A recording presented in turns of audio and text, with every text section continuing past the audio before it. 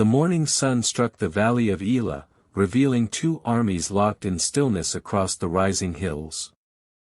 On one ridge stood the armies of Israel, their tents stretching in uneven lines, their banners fluttering weakly in the dry wind. Across the valley, the Philistine camp glimmered with bronze and iron. Between them lay open ground, silent, heavy, waiting. And in that silence moved a figure whose presence broke the courage of many. Goliath of Gath stepped forward, his armor catching the light like fire, his steps shaking dust from the ground. He was enormous, over 9 feet tall, wrapped in a coat of bronze weighing nearly 125 pounds. A bronze helmet covered his head, greaves of the same metal guarded his legs, and across his shoulders hung a javelin like a spear of war. The shaft of his spear was thick as a weaver's beam, and its iron head alone weighed more than 15 pounds. A shield-bearer walked before him, steady and silent. Every morning and every evening, for 40 days, Goliath came down to the open space between the armies and called out toward Israel.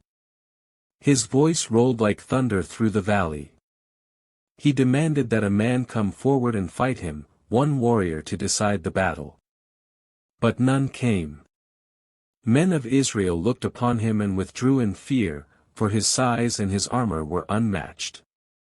Saul, the king of Israel, stood among his soldiers, his expression hard but uncertain. He had offered reward to any who could defeat the Philistine, great riches, his daughter in marriage, and exemption from taxes for the man's family. Yet no one stepped forward.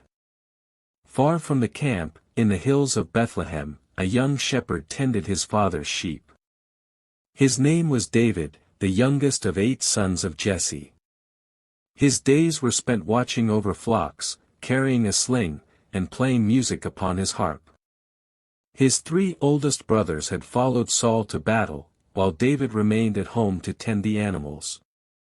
One morning Jesse called him from the fields. He gave David bread, roasted grain, and cheese to take to his brothers at the front. David rose early, left the sheep with a keeper, and journeyed toward the camp as the armies were assembling in their ranks. The sounds of shouting and horns filled the air as he arrived. When he reached the lines, David greeted his brothers, Eliab, Abinadab, and Shammah, and spoke to the soldiers nearby. As they spoke, Goliath appeared again. His voice echoed across the valley, filled with defiance and mockery. Israel's men drew back once more, and fear spread among them. Before we continue, if you enjoy hearing these timeless stories told faithfully and vividly, subscribe now so you never miss the next biblical retelling. Back to the account. David watched Goliath's challenge and heard the trembling voices of those around him. He asked what would be done for the man who killed the Philistine and removed this disgrace from Israel.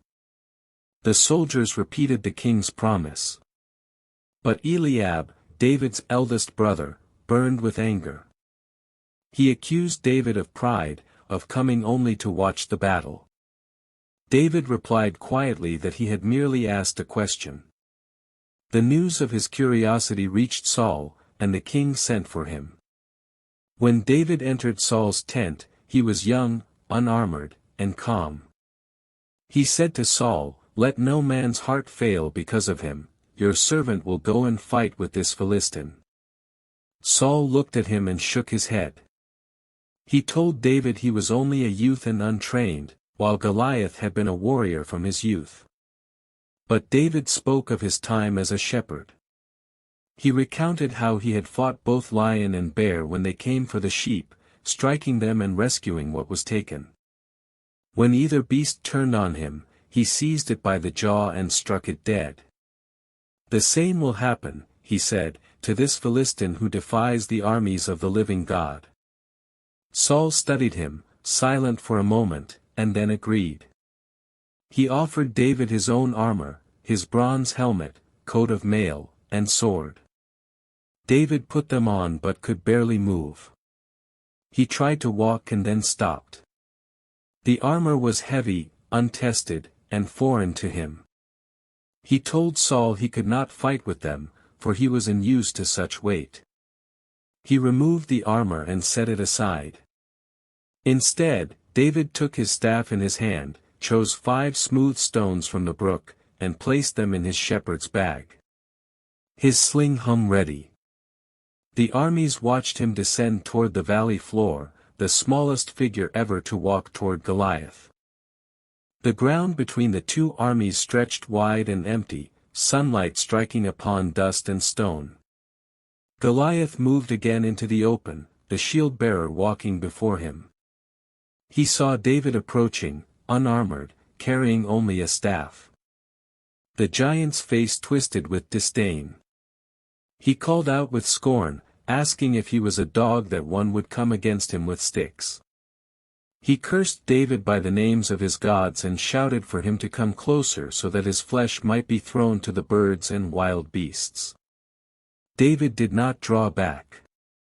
His pace remained steady, each step deliberate. The valley echoed with the roar of Goliath's laughter, but David's eyes stayed fixed upon him. Behind David, the armies of Israel held their breath. No one moved. On the opposite ridge, the Philistines waited, sure of what they were about to witness. The two figures stood far apart in size but equal in resolve. The light caught the bronze of Goliath's armor until it gleamed red with heat. David's clothes were plain, a simple tunic belted at the waist. Dust rose around his sandals. In his hand he held the sling, folded loosely, one of the smooth stones already chosen. Goliath raised his spear. The air trembled with the weight of his movement. The sound of metal grinding filled the valley. His shield-bearer stepped aside. Then David ran forward. The suddenness of his speed broke the silence. He reached into his bag, took a stone, and set it in the sling. The motion was practiced, fluid, precise. The cords of the sling whistled in a tight circle, once, twice, then released. The stone struck Goliath square in the forehead. The sound was sharp, a crack against metal and bone. The giant's laughter stopped. His body swayed once, then fell face down upon the ground with the weight of thunder. Both armies stood frozen. Dust rose and drifted. David kept moving. He ran forward, reached the fallen warrior, and took hold of Goliath's own sword, a massive blade nearly his height. With both hands he lifted it and struck the final blow, severing Goliath's head. He raised it, and the Philistines saw that their champion was dead. Panic swept their ranks. Shouts broke through the silence as men turned and fled toward their camp and the gates of Ekron. The soldiers of Israel and Judah surged forward from their ridge with a shout of triumph. They pursued the Philistines along the road to Sharaim, even to Gath and Ekron. The wounded fell along the path. When the chase ended, Israel's army returned and plundered the abandoned Philistine camp. David carried Goliath's head to Jerusalem, but he kept the giant's armor as a trophy in his own tent. During the pursuit, Saul had watched the youth's movements closely. As David returned from the field with Goliath's head, Abner, the commander of Saul's army, brought him before the king. The boy's hands were still marked with the dust of battle. Saul looked upon him and asked whose son he was.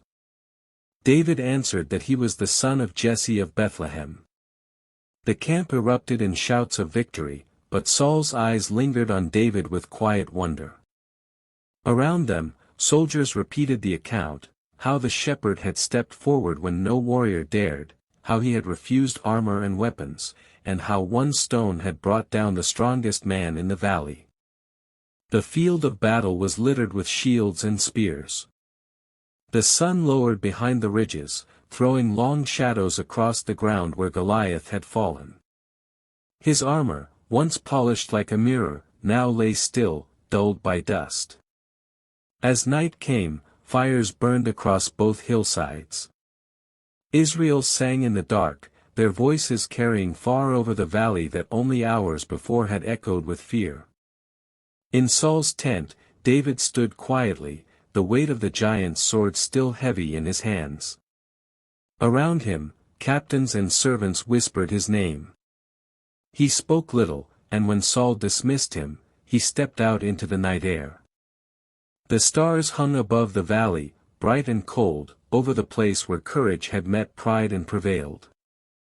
The days following the victory saw Israel's camp filled with celebration. The news spread quickly across the land, Goliath of Gath was dead, and the Philistines had fled before the armies of Saul.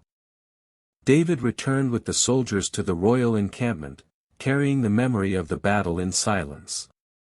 When they entered the city, the women came out from all the towns of Israel, singing and dancing with tambourines and lyres. Their voices echoed through the streets, chanting praises for the king and for the young man who had slain the giant. Their song said that Saul had slain thousands, but David tens of thousands. The word stirred unease in Saul's heart. He looked upon David differently from that day. But David continued to serve faithfully. He was taken into Saul's household and no longer returned to his father's home. The king placed him over the men of war, and he found favor in the sight of the people and the servants alike.